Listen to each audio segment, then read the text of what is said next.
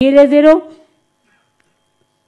এবং ডিএমদেরও বলবো, ভুলভাল অনেক সময় সার্ভার কাজ করে না, ভোট ঠিকমতো উঠছে না, একের জায়গায় আরেকজনের নাম উঠে যাচ্ছে। এরকমও অনেক কেস আছে। ধরুন বিয়ে হয়েছে একটা মেয়ে, সে শ্বশুরবাড়ি চলে গেছে, তার নামটার জন্য তোলার জন্য ফর্ম দেওয়া হচ্ছে না, যতদূর আমি জানি। তারপরে এটা ঠিক, যাদের নাম বাদ দিচ্ছে, ধরুন বিহার বা ইউপির, যারা ভোট দেয়নি বিহারে গিয়ে, বিহারের ইলেকশনে, তাদের তো এখানে ভোট দেওয়ার অধিকার আছে, তাদের নাম কেন বাদ যাবে? সে আমাকেই দিক বা অন্যকেই দিক, সেটা তার নিজস্ব ব্যাপার। যারা ভোট দিয়েছে ওখানে, তার নাম নিশ্চয়ই বাদ যাওয়া উচিত, কারণ একজন একটা জায়গাতেই ভোট দিতে পারে।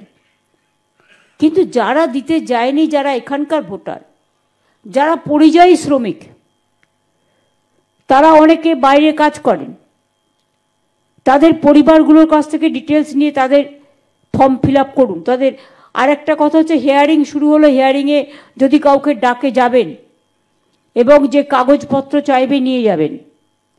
আমি আমাদের সরকারের পক্ষ থেকেও একটা মে আই হেল্প ইউ নামে একটা করে বুথ করছি।